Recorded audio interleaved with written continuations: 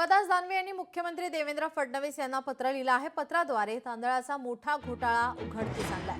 तांदूळ वाहतूक संस्थेकडून तांदळाची तस्करी केली जाते का असा सवाल केला जातोय।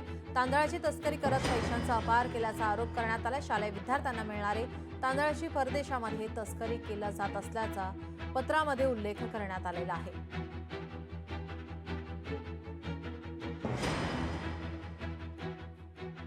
शालेय विद्यार्थ्यांना मिळणारे तांदळाची परदेशामध्ये तस्करी केली जात आहे असा आरोप अंबादास दानवे यांच्याकडून करण्यात येतोय। अंबादास दानवे यांनी मुख्यमंत्री देवेंद्र फडणवीस यांना पत्र लिहिलंय। मुंबई आणि महाराष्ट्र याच्या शालेय विद्यार्थ्यांना जो शालेय पोषण आहार मिळतो, माझ्याकडे या संदर्भात तक्रार आली होती।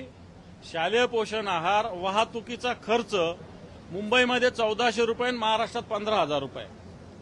आता मी सहज विचारलं की इथं 1400 रुपये कसा परवडतो आणि महाराष्ट्रात 15,000 आहे। तर मला असं कळालं की मुंबईमध्ये हा शालेय पोषण आहार दिलाच जात नाही आणि जी संस्था आहे ही संस्था आहे स्वयंसेवी, एका कुटुंबाची स्वयंसेवी संस्थेला अशा पद्धतीनं व्यवसाय करता येत नाही। या संस्थेनं एनजीओच्या नावाखाली हा संस्था व्यापार करते। व्यापार करत असताना सर्वसामान्य गोरगरिबांचे जे मुलं आहे यांच्या पोटावर मारण्याचा काम करते, पाप करते।